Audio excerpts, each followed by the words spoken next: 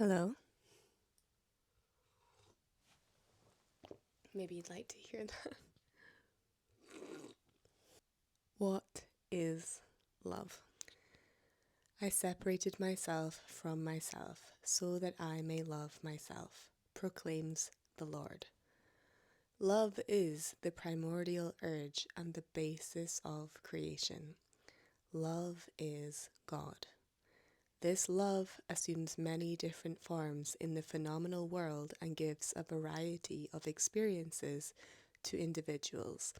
While the forms of love keep changing based on one's relationship, the principle of love remains unchanged.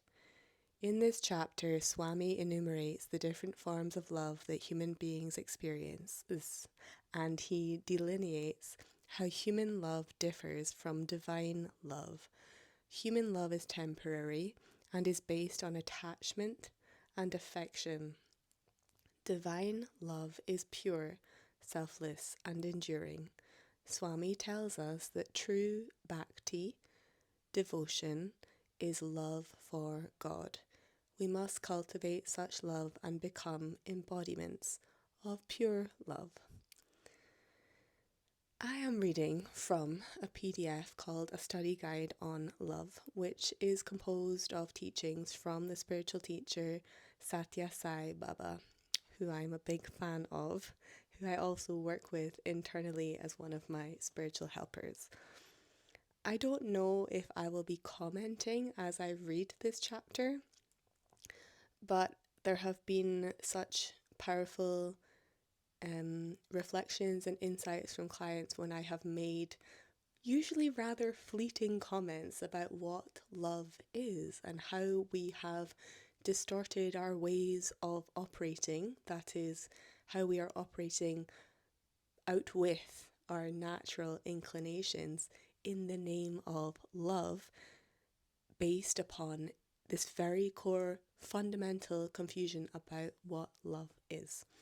So this is a study guide that I have used to explore the topic of love.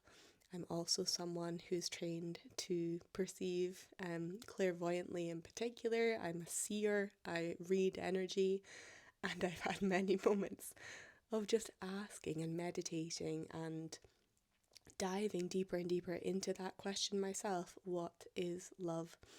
And I wanted to share what's written here with you because I find it very helpful, very clarifying, and perhaps you will enjoy it as well. So we'll just see how far I get. It might be a few recordings, it might be a one-off, and like I say, I might chime in with a couple of reflections as we go. Love, the basis of creation. See in me yourself, for I see myself in all of you. You are my life, my breath, my soul. All of you are my forms. When I love you, I love myself.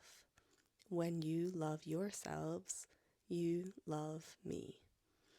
I have separated myself from myself so that I may love myself. My beloved ones, you are my own self. Each of these segments is from a different teaching that was offered. I'm not going to read out the dates, but I will link in the description box this PDF so you can look at it yourself. The attraction that the vast Brahman has for the Anu, the atom, is the attraction of the whole for the part. It is the basis of all love, the love of the mother, of the father and the son, of the friend, the spouse, and even of the devotee towards God. The jiva, individual self, loves the Brahman, or the totality of which it is a part. See all as parts of the same whole to which you belong. Then there can be no hatred or envy or greed or pride.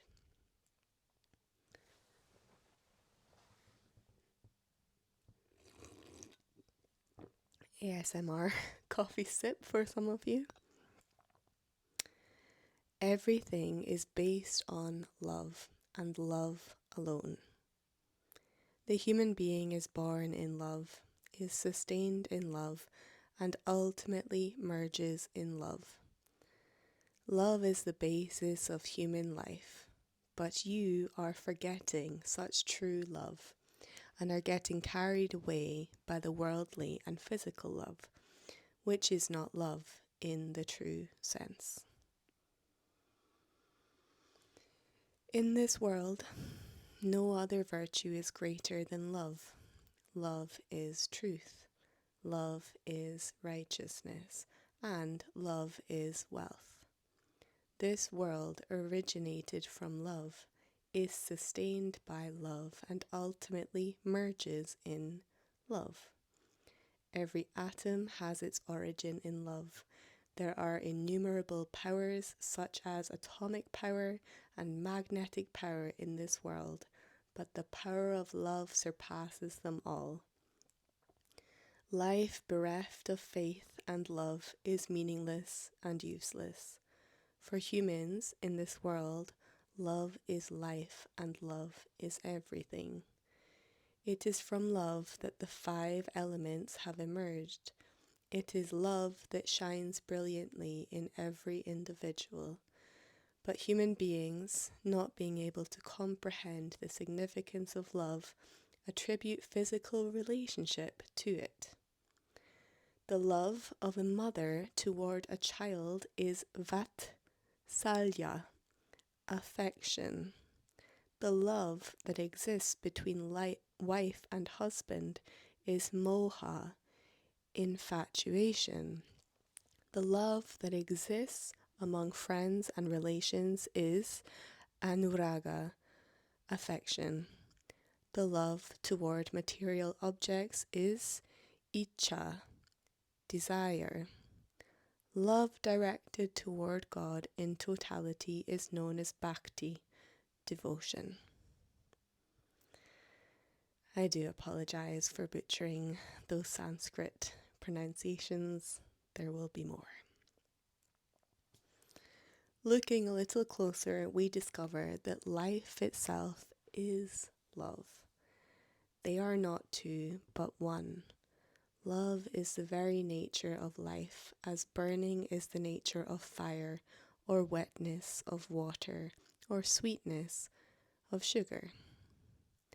We tend a plant only when the leaves are green. When they become dry and the plant becomes a lifeless stick, we stop loving it. Love lasts as long as life exists. The mother is loved as long as there is life in her. When life departs, we bury her without the least compunction. Love is bound with life. In fact, love is life. The person with no love to share is as bad as dead. This is the reason why love expands in an ever-widening circle.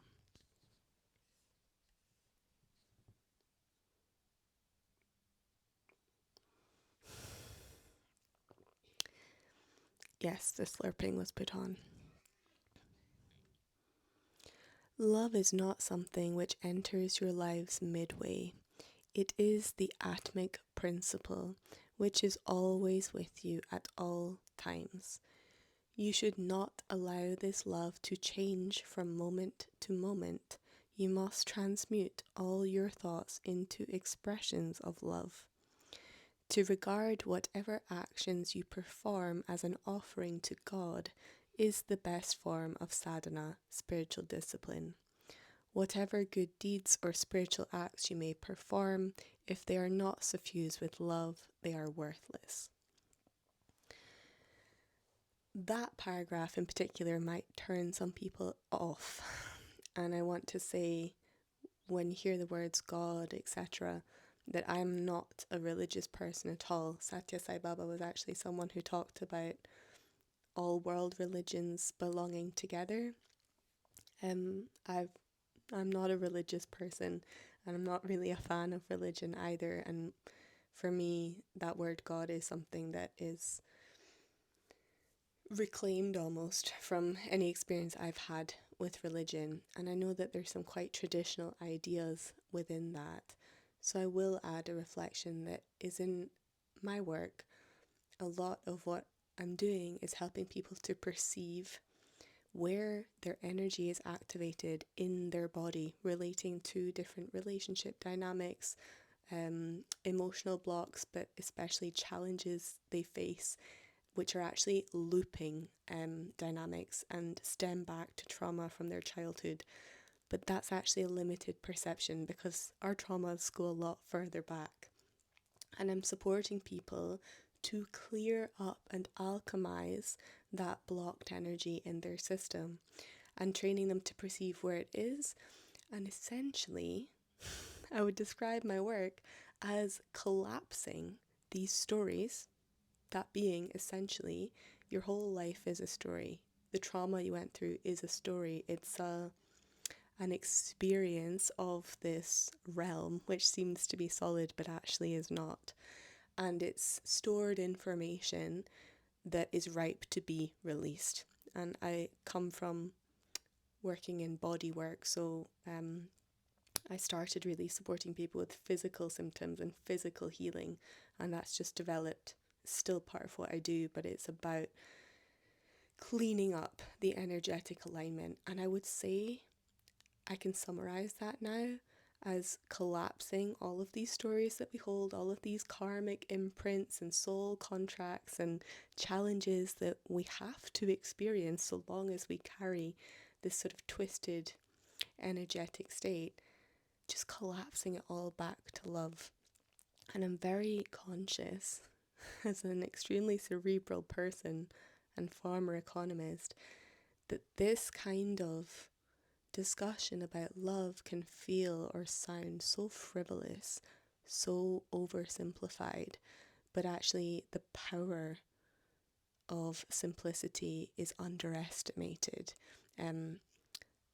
The more we're in our minds, the more we're living in distortion and far from our nature, we're looking for and engaging with complexity.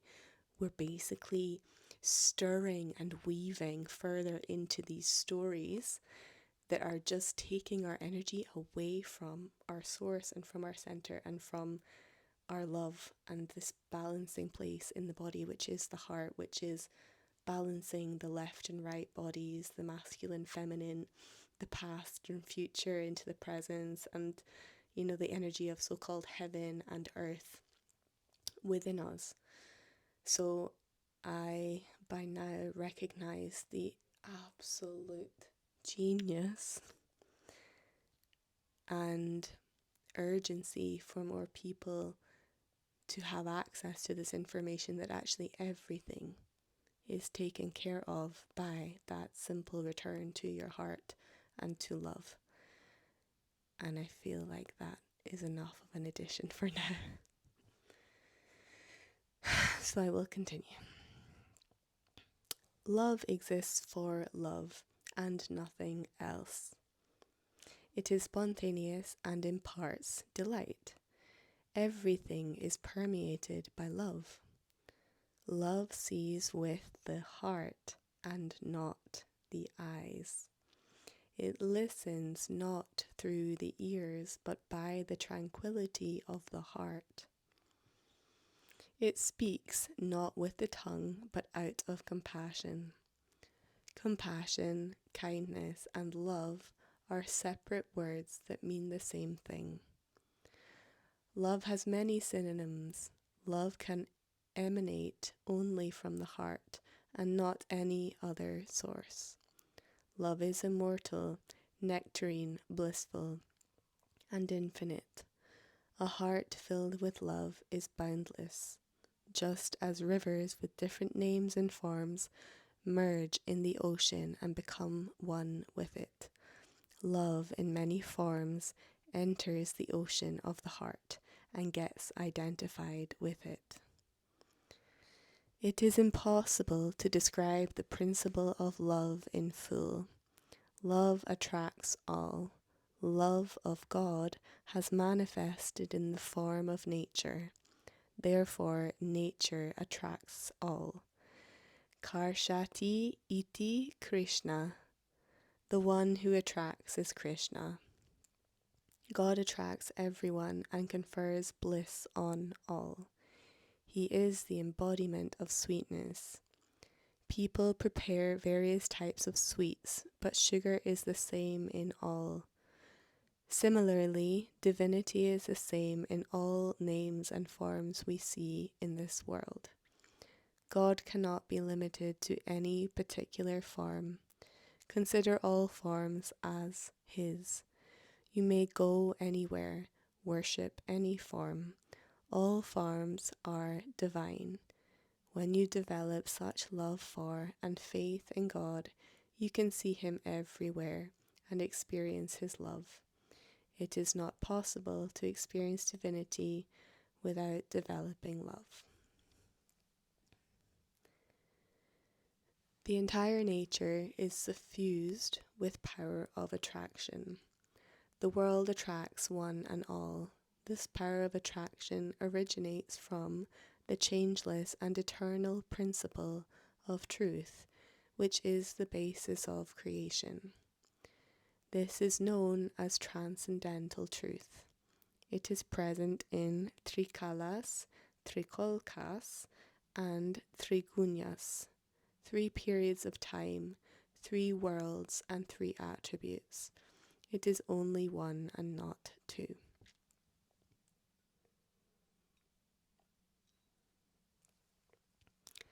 The human being possesses the constituents needed for generating electrical energy, radiation, and telecommunication. The whole world is filled with electromagnetic energy. The world is governed by the principle of mutual attraction. Green grass attracts the cow. The child attracts the mother. The law of universal attraction is related to this magnetic power. Rama is the supreme symbol of power of attraction. Ramyate iti Rama. The one who confers Ananda is Rama. This Rama is not the son of Darshartha, but the spiritual Rama, who is Atma Rama, indweller in every heart. The Atma is the universal magnet which attracts everything. Today, if so many people from all over the world are drawn to this place, it is due to the power of attraction. When you keep a flower here, bees are attracted from afar. They are drawn to the flower because of the sweet honey in it. Not a single bee will be attracted by a plastic flower. This sweetness that attracts people is prema, love. This love may be manifested in many forms: maternal love, filial love, fraternal affection, marital love, friendly love, and so on. Divine love is the basis of all these forms of attraction.